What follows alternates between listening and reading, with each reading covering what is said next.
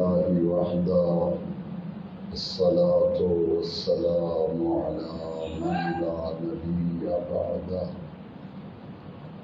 أما بعد أعوذ بالله من الشيطان الرجيم بسم الله الرحمن الرحيم الحج أشهر معلومات فمن فرض فيهن الحج فلا رفث ولا فسوق ولا جدال في الحج. وقال تبارك وتعالى في القرآن المجيد في مقام آخر إن أول بيت وضع للناس للذي ببكة مباركا وهدى للعالمين فيه آيات بينات مقام إبراهيم ومن دخله كان آمنا ولله على الناس حج البيت من استطاع إليه سبيلا. صدق الله مولانا العظيم. إن الله وملائكته يصلون على النبي يا أيها الذين آمنوا صلوا عليه وسلموا تسليما. الصلاة والسلام عليك يا سيدي يا رسول الله وعلى آلك وأصحابك يا سيدي يا خاتم النبيين. صدر ذی وقار سادات صاحبزادہ والا نواب سید مبشر حسین شاہ صاحب زید مجدہ فاضل جلیل حضرت مولانا غلام مرتضیٰ صاحب قادری چشتی رضوی زید مجدہ علماء اہل سنت برادران دین و ملت درس قرآن و حدیث کی یہ ماہانہ مبارک تقریب سعید ہے، محفل مبارکہ ہے جس میں ہم سب حاضری کی سعادت حاصل کر رہے ہیں۔ تمام سامعین کرام کے علم میں ہے، یقیناً سبھی جانتے ہیں کہ اسلامی سال کا مہینہ شوال المحرم ہے اور آج دن میں اس کی 29 تاریخ تھی۔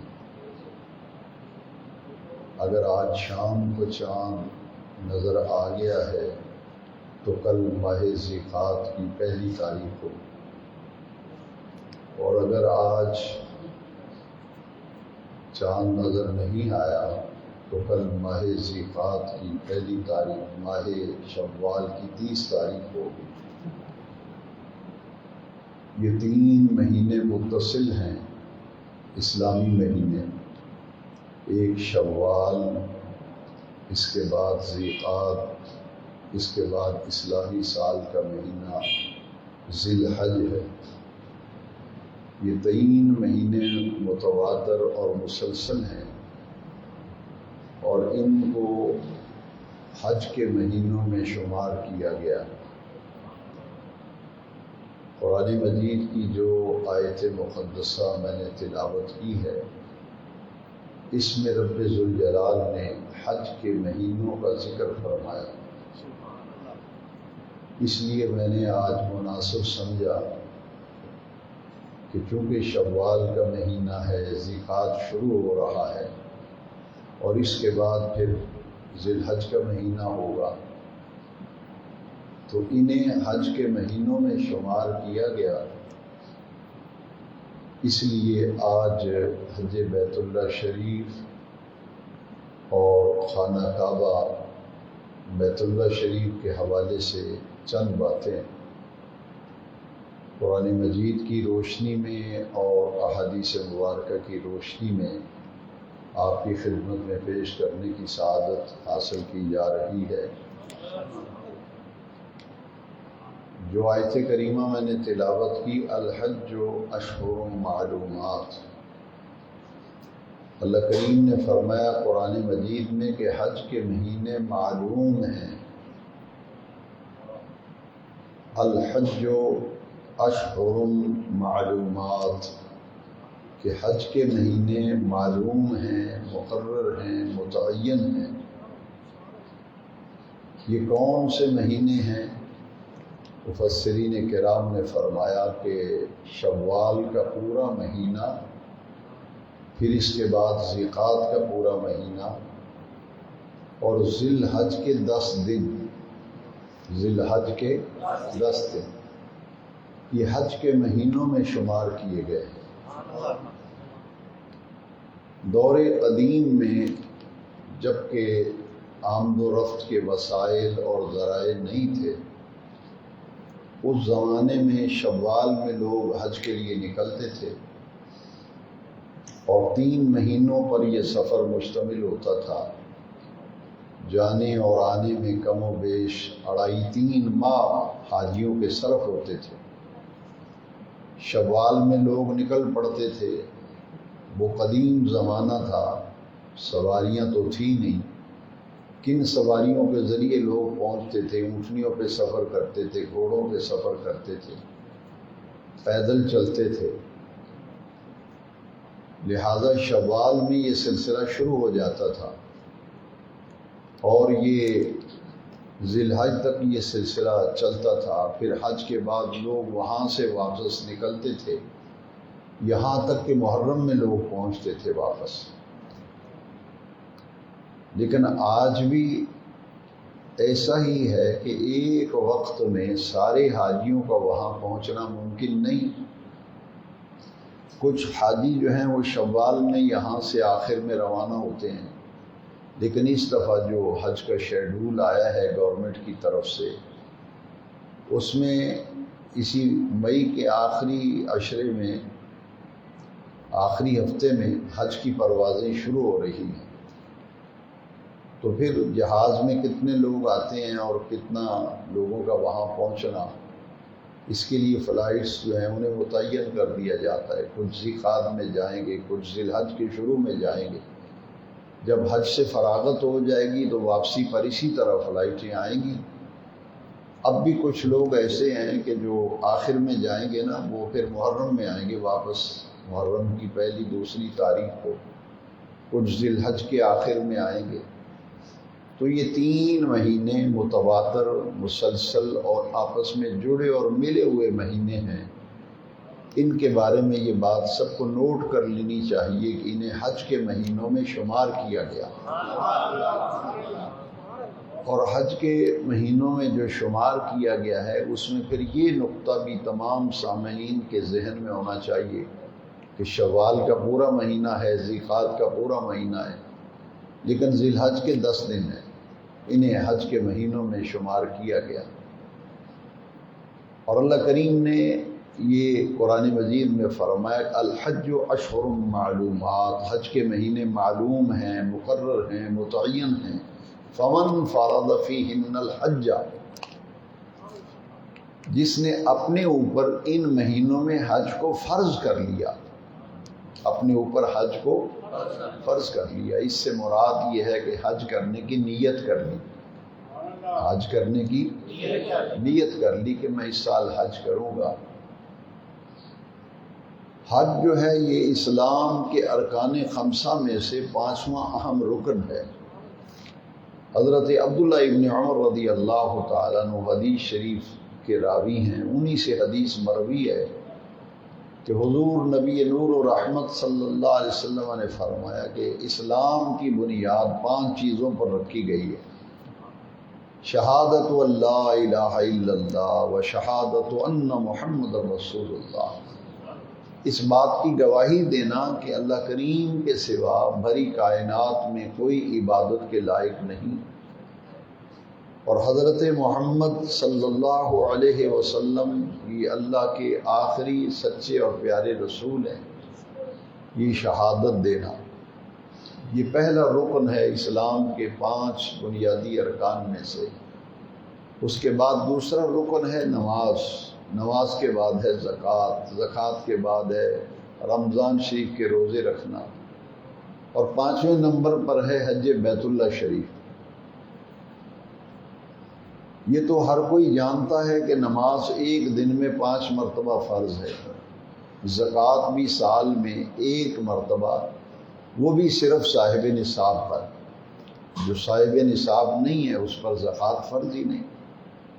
اسی طرح روزہ جو ہے اسلام کا تیسرا رکن، زکوٰۃ اور چوتھا رکن جو ہے وہ روزہ ہے، لیکن نظام عبادات میں پہلا نمبر نماز کا ہے، نماز کے بعد زکوٰۃ ہے، زکوٰۃ کے بعد روزہ ہے، روزے کے بعد حج ہے۔ تو زکوٰۃ پورے سال میں 1 مرتبہ، وہ بھی صاحب نصاب پر، روزے رمضان شریف کے پورے مہینے کے فرض کیے گئے۔ لیکن حج ایک ایسی عبادت ہے جو ساری زندگی میں 1 مرتبہ فرض ہے، لیکن ہر کسی پر حج فرض نہیں ہے، جس طرح زکوٰۃ ہر کسی پہ فرض نہیں، وہ صرف صاحب نصاب پر فرض ہے۔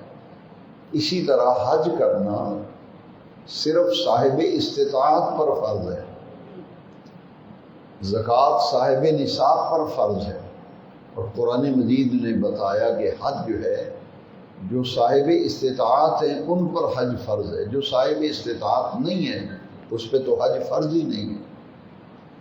اب جس پہ حج فرض ہوگا تو وہ ساری زندگی میں 1 مرتبہ ہی حج کرے گا، 1 مرتبہ حج کرنا فرض ہے۔ اس کے علاوہ جتنے بھی حج کیے جائیں گے وہ سب نفلی حج کہلائیں گے۔ تو اسلام کا یہ اہم رکن اتنی اہمیت رکھتا ہے کہ صرف صاحب استطاعت پر فرض کیا گیا اور پوری زندگی میں 1 مرتبہ فرض کیا گیا۔ اب صاحب استطاعت کون ہے یہ سمجھ لیجیے ذرا۔ صاحب استطاعت وہ ہے کہ جس کے پاس اتنے پیسے موجود ہوں کہ حج کے جانے اور آنے کے سارے اخراجات کے لیے اس کے پاس رقم موجود ہو، سفر کے اخراجات، آنے جانے کے، رہائش کے اخراجات، وہاں کھانے پینے کے اخراجات، پھر واپسی پہ جو عزیز و اقارب کے لیے تحائف خریدتے ہیں، تسبیحاں لا رہے ہیں، ٹوپیاں، رومال، جائے نماز لا رہے ہیں، کھجوریں لا رہے ہیں، تو اتنی رقم اس کے پاس موجود ہو کہ جانے آنے اور وہاں کے تمام معاملات آسانی سے وہ رقم خرچ کر سکے، اتنے پیسے جمع ہوں۔ لیکن اس کے ساتھ ایک اور بات بھی بڑی اہم ہے، جہاں اتنی رقم موجود ہو وہاں یہ بھی ضروری ہے کہ جتنے دن حج پہ جانے اور آنے اور وہاں قیام میں جتنا وقت لگے گا، بیوی بچوں کے لیے اتنے دنوں کا نان نفقہ اور خرچہ اس کے پاس موجود ہو، وہ اپنے اہل و عیال کے لیے ان سارے دنوں کا خرچہ، ان کے اخراجات، یہاں تک کہ جیسے آج کل کا جو ماحول اور جس دور میں ہم گزر رہے ہیں، اس سے یہ ہے کہ بجلی کے بل، ٹیلی فون کے بل، گیس کے بل، کھانے پینے کا روز کا خرچہ، بچوں کی اسکول کی فیسیں، جو ملازم ہیں ان کی تنخواہیں، جتنے دن وہاں رہنا ہے، اپنے گھر کا سارا نظام جو ہے، سرکولیشن جتنی بھی سرمایہ کی ہے 1 مہینے کی، یا 40 دن آج کل حج پہ لگتے ہیں، تو جتنے دن وہاں لگیں گے اس کا خرچہ بھی گھر والوں کو دے کے جائے، اس پر حج فرض ہے۔ اس کے علاوہ جو صاحب استطاعت نہیں ہے اس پر حج فرض نہیں ہے۔ یہ کچھ لوگ مانگتے ہیں اور وہ لوگوں کو کہتے ہیں کہ میں حج پہ جا رہا ہوں، میری مدد کر دیں۔ مساجد میں بھی بعض اوقات یہ پوسٹر دیکھنے کو ملتے ہیں کہ اللہ کا کوئی بندہ مجھے حج کرا دے، کسی نے لکھ کے لگایا ہوتا ہے کہ اللہ کا کوئی بندہ مجھے عمرہ کرا دے۔ اب دین یہ کہتا ہے کہ تم پر حج فرض ہی نہیں ہے تو تم تکلف کس لیے کر رہے ہو؟